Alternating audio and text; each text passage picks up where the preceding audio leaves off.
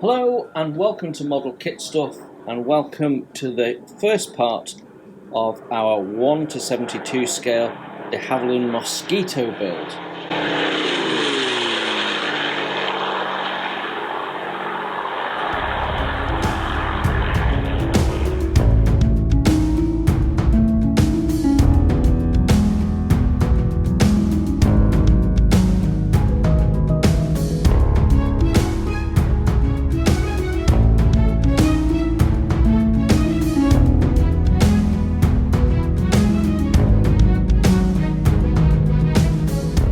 So this build has been chosen by my subscribers to help me celebrate the achievement of 3,000 subscribers to the channel. So I'm very grateful to all of you and to those of you that voted for this. So the kit is a skill 2, and I will be using airbrush rather than paintbrush for much of this. So I'm calling this an intermediate build. And we're going to go through it step by step right from the start. And the very first thing that I've done is taken it all out of the box. So what I like to do is to arrange all of my parts in some form of container. And you can see that I have done that. They've all been separated, put in separated by tissue, so none of these parts can get damaged as we're working through them.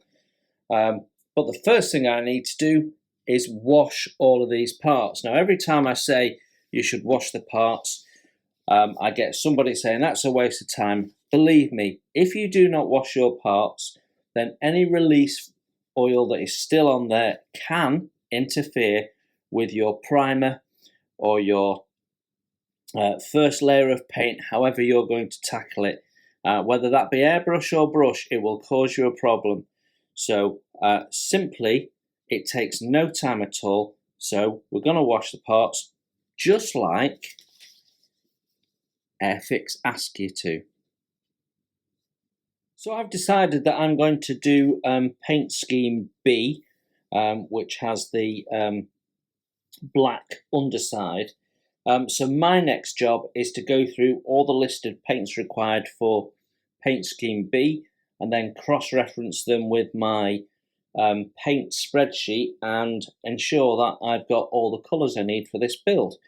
So we will write them down on the front, and then I'll be clear in my mind what I intend to use for each of the colours shouted out. Okay, so I've been through my list of paints. So this is all the main colours that are called out by the kit. So there's no weathering colours in here or anything like that. It's purely the base colours that the kit is calling out during the build process. So in the main, I have the Humbrol colours called for, and I'm going to use those where they call for them, but I have made one or two swaps. So where they call for 11, although I do have it in my Humbrol paints, I'm changing it for MIG aluminium because this is really for wheel hubs and landing gear, and I find that the number 11 silver is a little bit dark for that, so I tend to swap it when it's landing gear in the main. So same with gunmetal. I don't have their gunmetal, so I'm swapping that for Vallejo's 7863. I also don't have 70 black red, so I'm swapping that for, well, it's brick red that Airfix are calling for, but I'm swapping it for black red, which is 7859, again from Vallejo. The skin tone, I don't have the Humbrol 61, so I'm swapping that out for 7815, which is the base skin tone.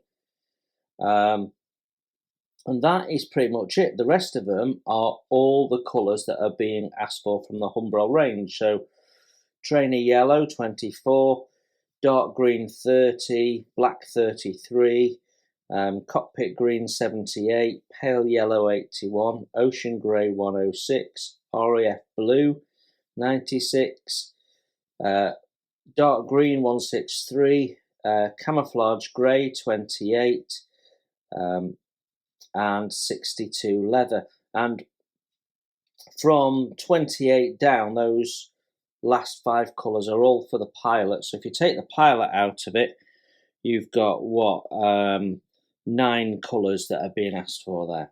So anyway, my paints are settled. I know what I'm doing for the main colours at least. So the next thing I want to do is just flick through the instructions and get familiar with them. Sometimes they have options and you need to be deciding what you're doing with those options, but I can also identify my sub-assemblies. So if we look at step 1, all of that is being painted interior colour. Step 2, interior colour with 1 part point painted slightly differently.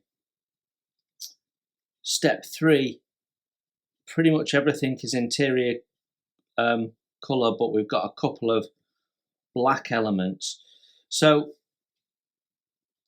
what we will do is group them in painting.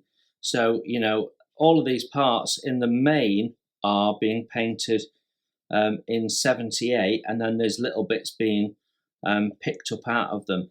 So probably we will get to step 8 and then paint all that. Now there might be some other bits that we need to do in, and if we can do them as a sub-assembly, we'll do that. So my next thing is to list the sub-assemblies. So what we'll do is we'll mark them out here. 1 to 8 is my first sub-assembly.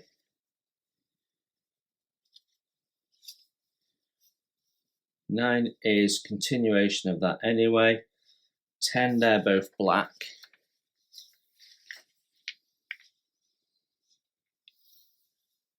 You've got more instructions here for 78, but we've already painted that 78, so it's just a repeat really, with the exception of these separate tanks.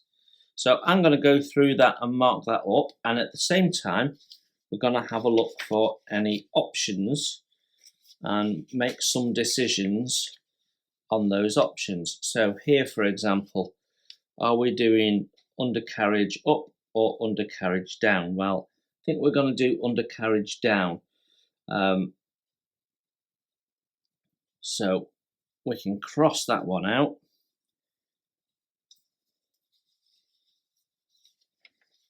So I'll carry on and mark up the instructions, and then when I get back to you, we'll do our next step.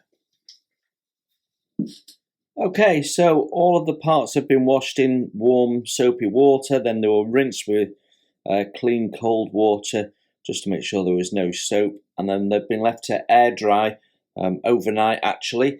So my next step, I don't always do this, it depends on how clearly marked up the sprues are, but this is sprue G and I want to be able to see that clearly, and these days a lot of sprues will have it quite clearly in the corner, but Airfix, they don't. So I'm just going to label all the sprues up with letters so it's easy to identify them.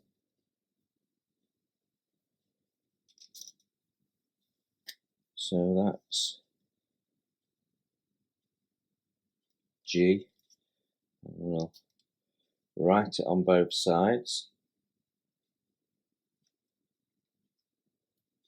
We know exactly where we are. Okay, all my parts are marked up, so that's nice and easy to get to.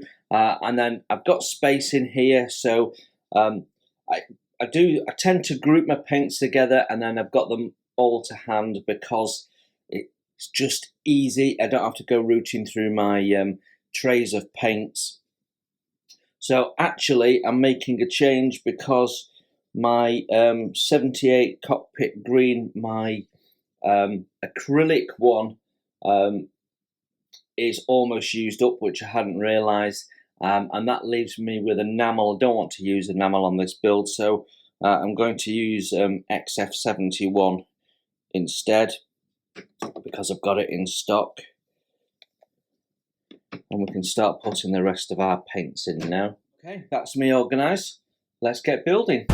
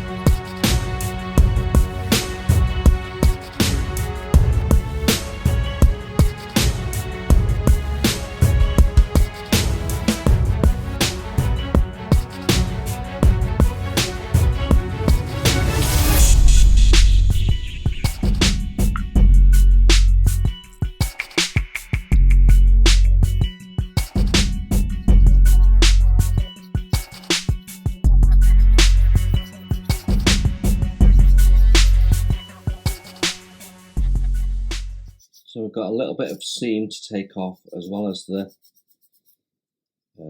sprue gate joint, and we can see that this is not level. When you look at it, you can see how it's taken material off around the edges but not the center, so we just need to level that up. You can only do that with an emery board. It needs to be totally flat.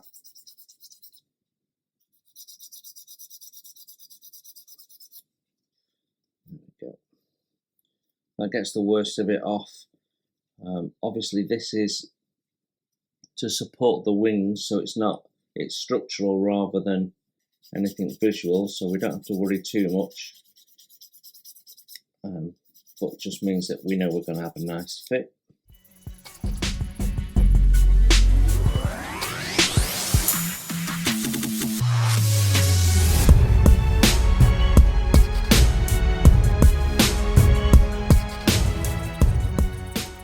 So it's really clever that all the ejector pins and the sprue gates were connected on the structural part that isn't seen. There is no cleanup really required on the actual part. Just these little tabs, which again will be hidden. So it's been really well thought through. No cleanup on anything that actually is going to be visible surface. I think that's really nice. Now there is an ever so slight seam going all the way around. It's very slight, but I will scrape it off.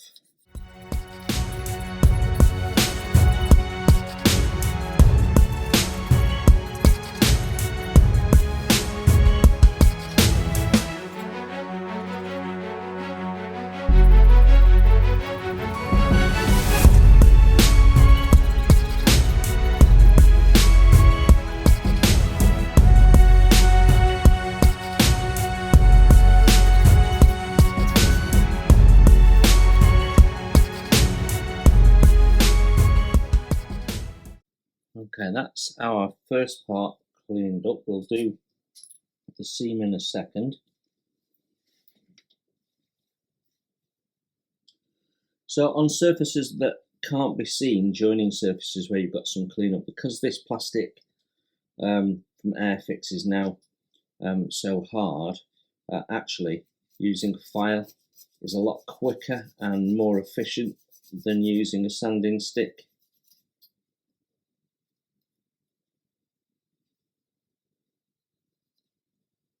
There we go.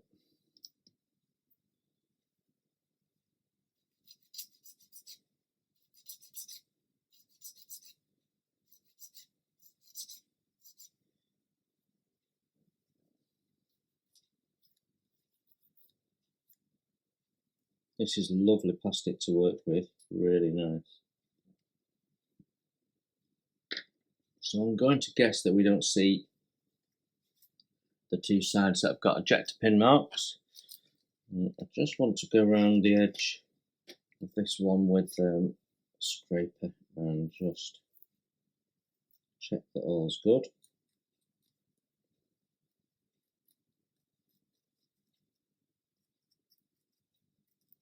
And there's hardly anything on it, but because it's CAD designed, the tolerances will be so tight that any tiny little imperfection is going to get in the way. So just going to run along and take off that seam.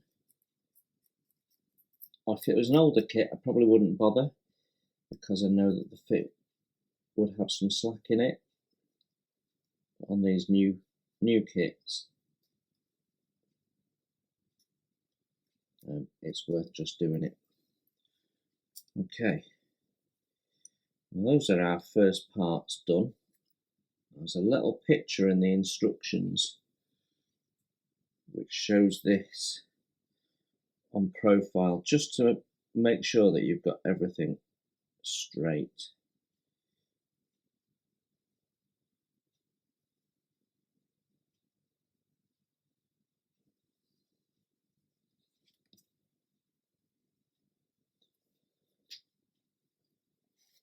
So we can check that easily. Yeah.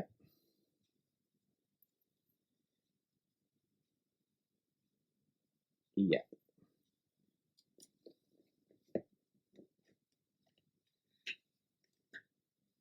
Okay. So our next part comes off that there. So just going to put that to one side for a sec. And we need part G10. So we've used 2 sprues in the first step. We're going to use a third one now. So the parts are arranged in various places. What I'm going to do is get the parts off for the next few steps, so we can clean them up as we go. So having said that the parts are across many sprues, actually from step 2 to step 10, everything I can see on the first page, now the rest of it is all on this sprue. So I have to take that back. There has been some thought about sprues. So we want G10. I'm going to remove the pilot, and we're going to clean the pilot up now because he's largely getting painted in enamels, because the colours called for I largely have in enamels. So I'm going to want to be painting him in good time, because it won't be too long before we're fitting him. So take him off. Now usually I cut my sprues down so it's easier to see what's left, but when it's Airfix sprues I don't, because they have a recycling symbol on the back of the tab there. I can leave all of that together and that can be recycled, and there's not many other companies that are doing that, and I think they all should be, really. But yes, there you go. Right, in step 2 we're adding this little floor pan into this slot here, and the moment that you do that you realise you've got 2 ejector pins that you're going to see, and a join line that you're going to see. So we are going to have to sort those out before we do any more assembly on that. So there's 2 things that we're going to do to tackle that. Firstly, I'm going to use some Vallejo plastic putty. It's a bit like sealer for your bathroom. It doesn't dry hard, but it's really quick for these sort of little join lines. So we're going to put a little bit down on the joint. Just give it a moment while you put your cap on. That's all you need. And then you can simply wipe it away. And that's that filled. Now what I will do later when we're cleaning up the ejector pin marks is we'll just level all that, because you probably find that that is protruding a little bit, and we don't want it to be. So I'm going to use Mr. Surfacer 500 for the ejector pin marks.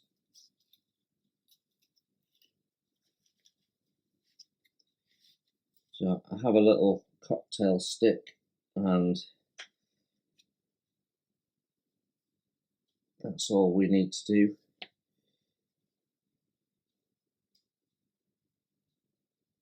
Just make sure that we've flooded that hole entirely.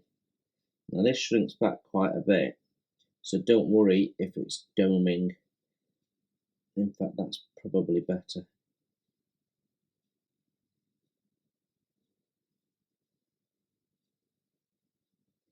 If you don't put enough in, then you put in 2 or 3 goes in if you're not careful. Right, so we'll leave that to dry. I just want that to stand up, man my arm.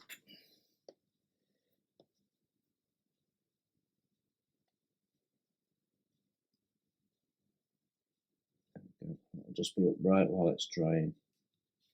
Okay, put that to one side. Might as well leave the fillers out for a minute in case we see some more.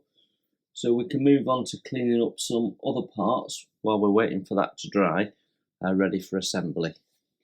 The back of the seat also has an ejector pin mark that will be visible, so I'm just going to deal with that at the same time as we're cleaning it up. I find if I don't do that, I tend to forget about them.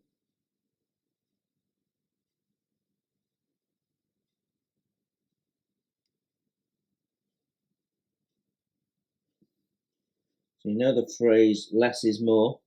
That never applies to Mr. Surfacer. Okay, all my parts that get me through to step 10, that's the first page, are all cleaned up. On this part here that has the pedals, there is a very tiny ejector pin mark underneath. You can see I put a spot of Mr. Surfacer in. Now, to be honest, once this is fitted, you're only seeing the top half of it, and then you're really not going to see it. So you really don't need to worry about it, but I'm a bit over the top with this sort of stuff sometimes, and I just wanted to fill it. The other two there will get covered when the dials go on top of it, so that's all good. I have to say, cleanup is minimal. You know, there's such nice crisp parts. There's virtually very little to do. Our seat is made up, so that'll be 2 colours, but that's ready for painting. Again, all goes together really nicely. It's nicely engineered with these 2 little location points underneath. You need that to be protruding a little bit because that becomes our location lug when we install it into the cockpit. So that's as far as I can take that right now. So let's have a look at what's next.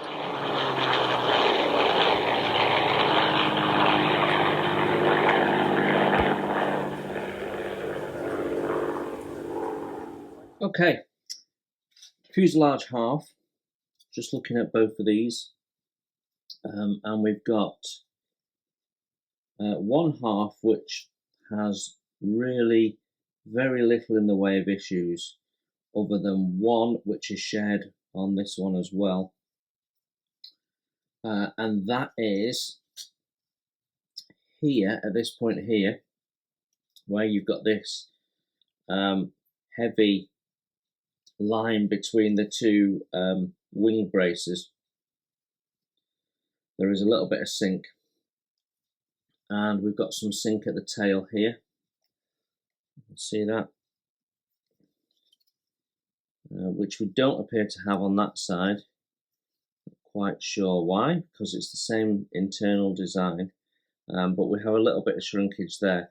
Now, how noticeable that is going to be, I don't know. It may well be hidden under the wing, so I'm not planning on doing anything until we've got the 2 halves together and we can put the wing in. But look how well those 2 halves go together. Really, really nice. Now, I also think there's a little bit of sink here in the tail. Don't know if you can see that in the light, but when we've got the primer on, we'll have a better view of it. I just wanted to show you this. This is the inside detail of the cockpit. Just look at that. Isn't that lovely? So for now, we're going to clean these up. There's a little part that we can install in the back here. And then these will be ready for internal painting and bringing together. So a few little nubs to clean up, and that is it really for that.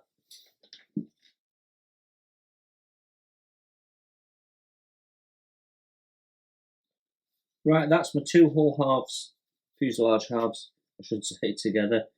There will be some cleanup to do on this when we've got it together, but right now we're not going to do anything further with it.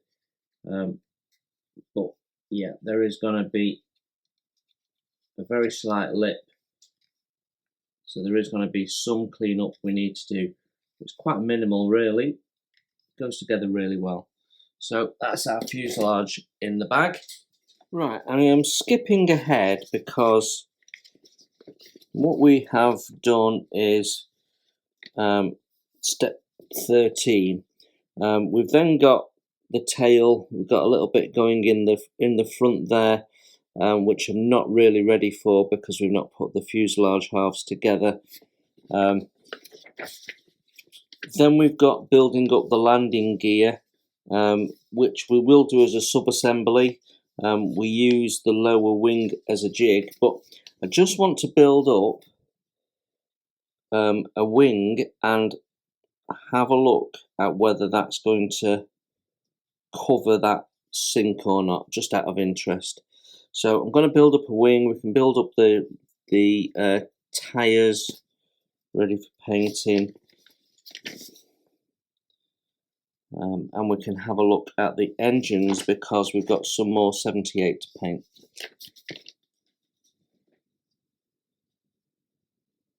So I'm just cleaning these parts up, ready for sanding. There's a lot of little connectors. Be particularly careful with this one here at the top because it narrows down to the width of the little peg on the top, and if you're not careful you could cut the peg off thinking it was part of the gate. So I tell you that because I almost did that. But I spotted it at the last minute. There was just something that made me think, oh, check that. So what I'm doing is I'm just removing these and then we will clean up separately. Okay, I need to get my flexi file out for some of that. Okay.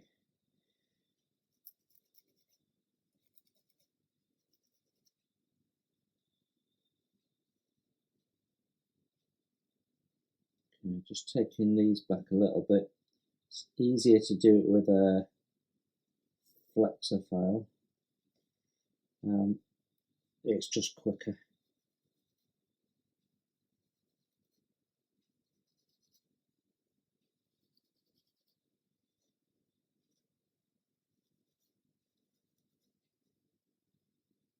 Okay. Now some of these areas are actually flat, not round. The lip on there is flat.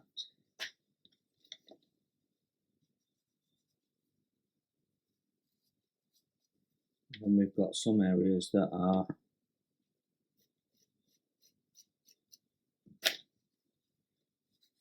completely round, and that's where the flexi file comes into its own.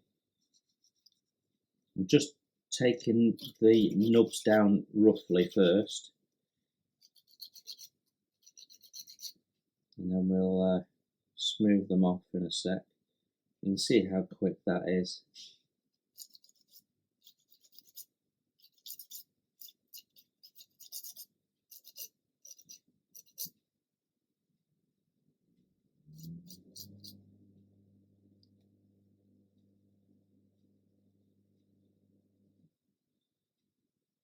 One finding is, since I've moved everything into this new create room, is that tools that I used to use occasionally I'm using a lot more often because they're simply to hand. So this is something I used occasionally and I've been using it more because it's close to hand. So just proves how being well organised can help.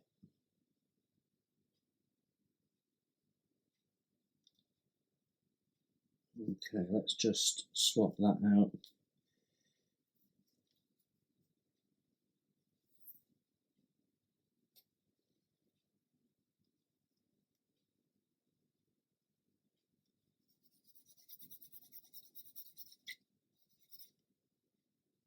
Yeah, that's nice and smooth now.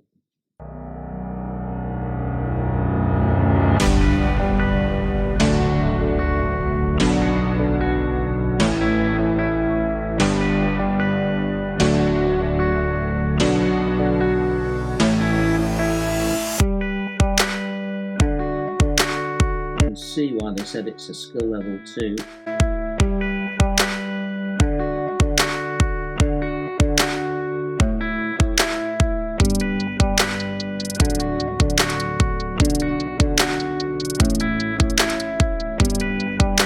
Really do with some location things that.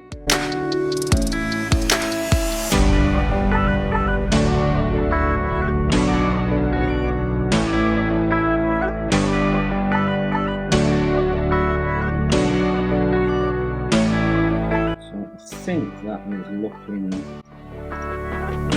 right.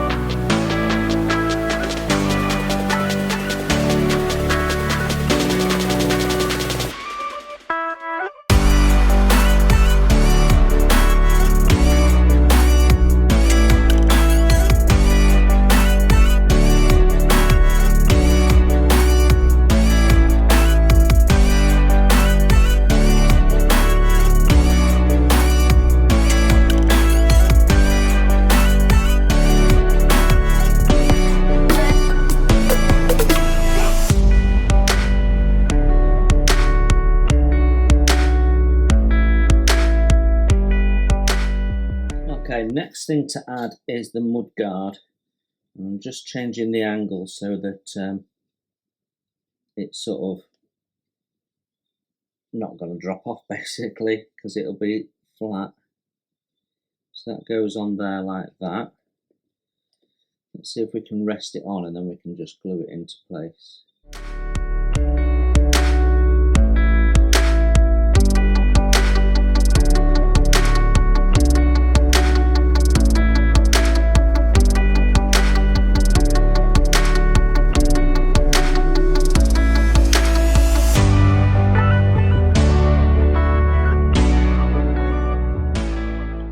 This is a tricky old piece, so I'm glad they put the jig in, because it would have been very difficult without it.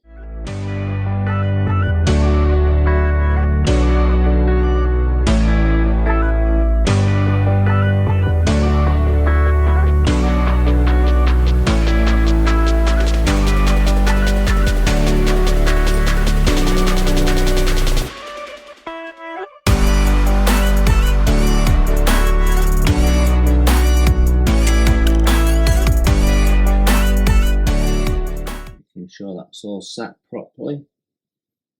So now we can carefully take this out.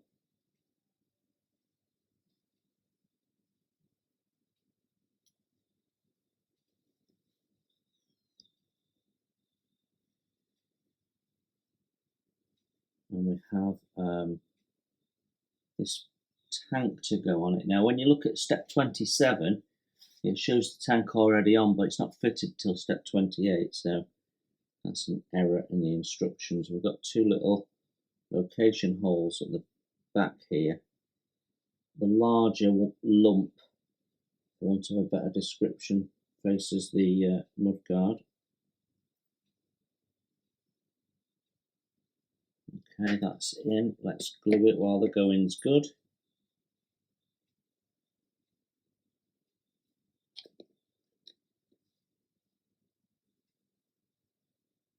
Okay, that is our landing gear done.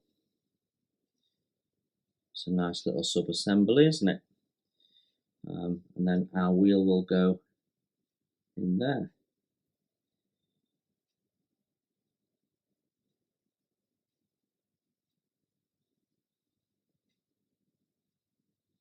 Yeah, happy with that.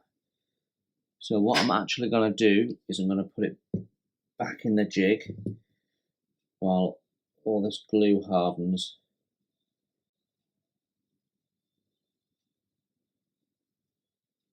There we go. Okay, I think that's going to look the part when painted up.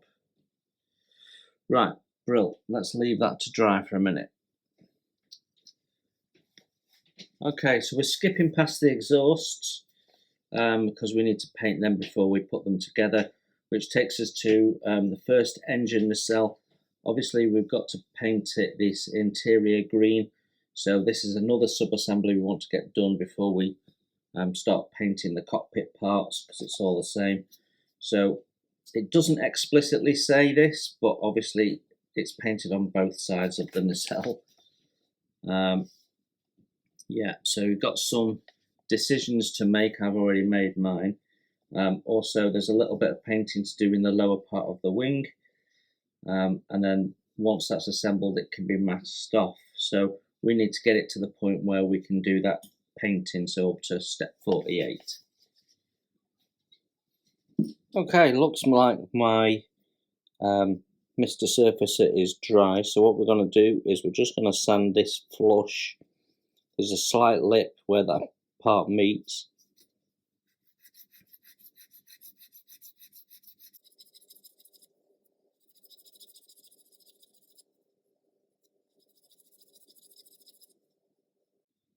So that's not looking too bad. Just going to finish it off with a slightly less aggressive grit.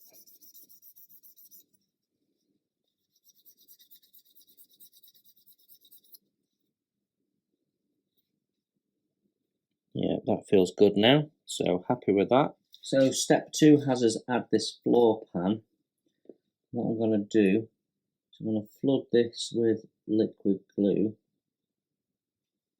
give it a sec, and as it starts to flash off we'll put some more in, and that should stay wet longer now. Give me time to put this in. There's 2 little brackets underneath which help you get perfect 90 degrees, but we will just check that.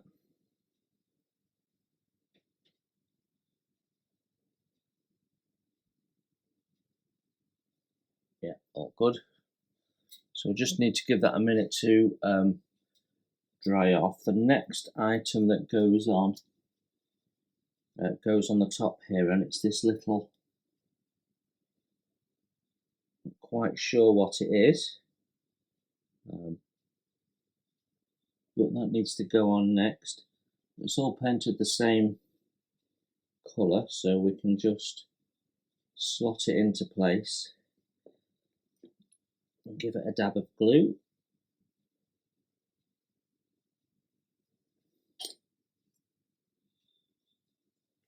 Okay, it's looking good. The radio box goes on there. I'm going to leave that off for now because we want to paint that black separately. And then we have this little mini bulkhead which sort of ends the cockpit, which goes in here. And again, there's some black on the bottom of there, so I want to paint that separately. So we'll leave that off for now. So that sort of gets us as far as we can with step 3. In step 4, we've got some other bits and pieces going in. So we've got another box which is black, so we'll leave that. But we have what looks like a sort of a second seat. So I think the pilot and the navigator doubled up as a gunner, so there was just 2 in the aircraft. And I think this is the second seat, which isn't as comfortable as the pilot's by the look of it. So I think we can probably put that in because it's all the same colour except for the cushion, which we can easily access to paint next time. And then we have this that goes there like that. But that's also the cushion colour.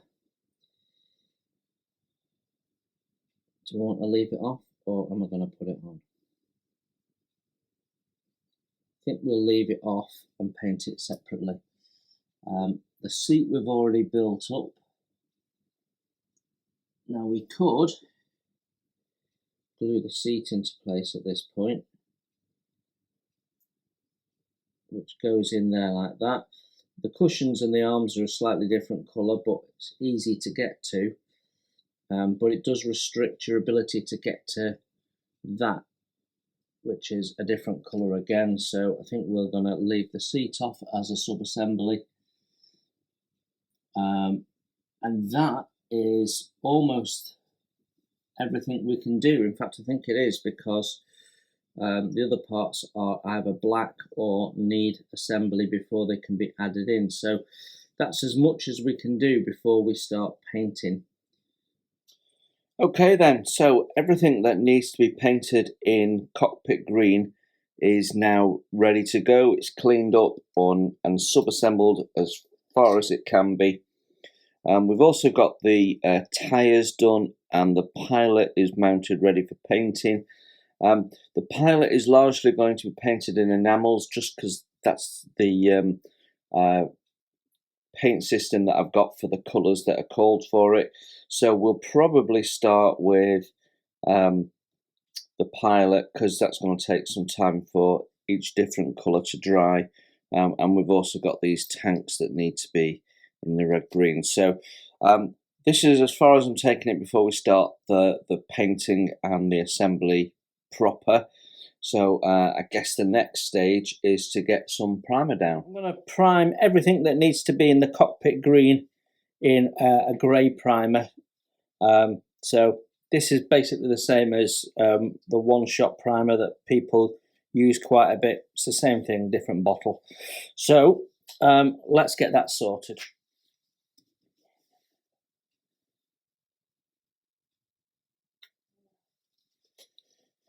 Okay, lots of parts to do, lots of small parts and some fairly big ones. We're going to start with the inside of the fuselage.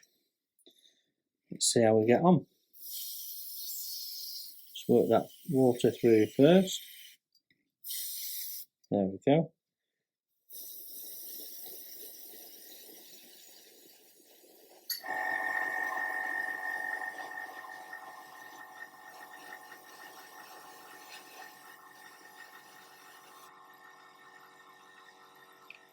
Just let that dry, and then we'll come back to do the other side.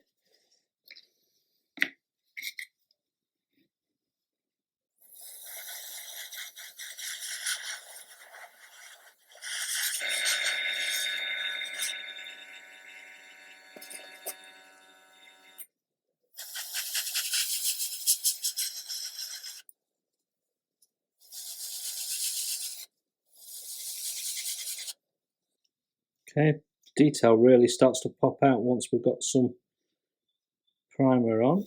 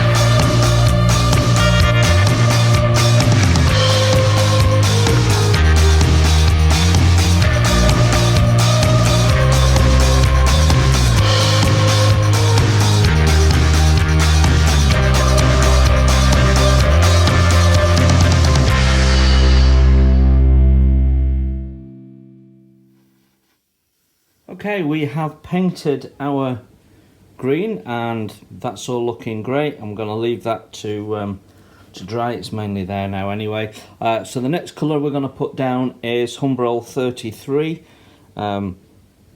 which is a changing system, so you need to just flush out your airbrush and make your airbrush neutral again. So I've put some airbrush cleaner through there, made sure I've got no Tamiya paint left in there, and then flushed it through with a little bit of water just to make the chamber neutral again, so I can put a different paint system in. Otherwise you might find that you get interaction with the chemicals that you last pushed through, so it's not really good enough to just flush the airbrush through, and some of those chemicals can make paints clog, and what you don't want to do is gung your brush up. It's unlikely, but for the sakes of a very quick part strip and clean, it's worth doing. So even though your Humbrol paint comes in a dropper bottle, don't think you can put it straight in your paintbrush, in your airbrush, sorry. I find Humbrol paint quite viscous, so it will need a thin down. There you go, there is no way I'm going to put that through my airbrush.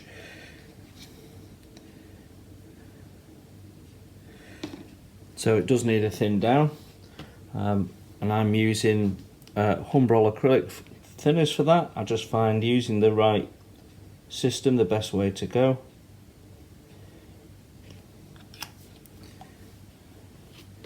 Well, we've not got much to do in the way of painting in black, so what we might do to avoid having to clean up the paint cup is just put it straight into the airbrush. You can see that is still very, very thick. So actually Humbrol paint goes a long way, really. Yeah, I think that is about right. So what we'll do is we'll dump it straight into the airbrush, like so. I've still got a bit left in my palette should I need it. Just check that we're running. When I remember, which is most of the time but not all of the time, I always take the little needle protector off. Stops paint building up on that, and sometimes you'll get a little splodge of paint come off the end of your airbrush. There we go, that is lovely. So got a couple of little boxes to do, and then I'm going to do the airframe. So I primed that in grey just because I had the grey primer out, but I want it to be black before we put the aluminium down, so we'll just paint it black now. Now some of you might say, well, it should be gloss black to make it extra shiny. Well, I've done some experiments and it makes very little difference. Very little difference. So little a difference that you can't tell the difference. So it doesn't really matter whether it's matte or shiny. And if you're really bothered about it, you could always put a gloss varnish down before you put your aluminium paint down. But so we're going to paint them black as well. Right, let's get going.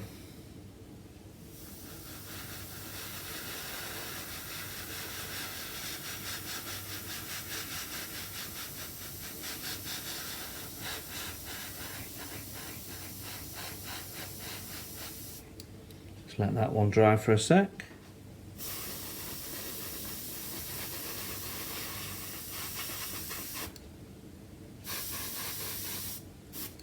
There we go, that's looking okay. So that is our black done. Right, going to paint these tanks now. We just need a very small amount of paint to do this.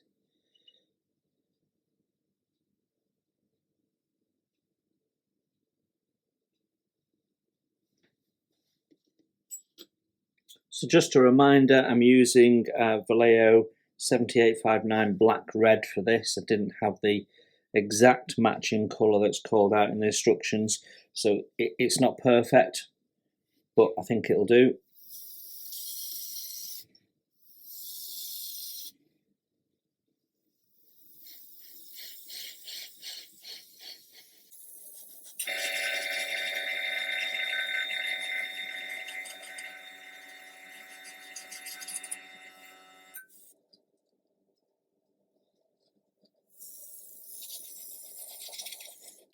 Over thin that a little bit. Okay, so that's too thin, clearly. It's because I've mixed it in a pallet that had a bit of water in that I've just cleaned. So I'm going to just take it off.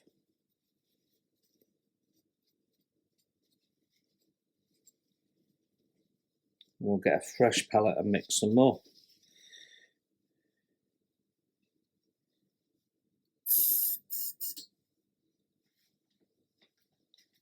Right, I'm hoping this time we've got it a bit better.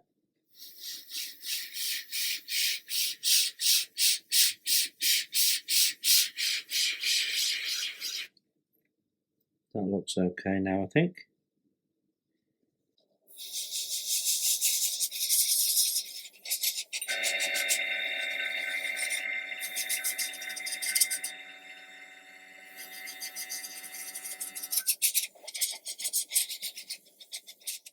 I think that will do. Happy with that. So let's give that a quick clean out.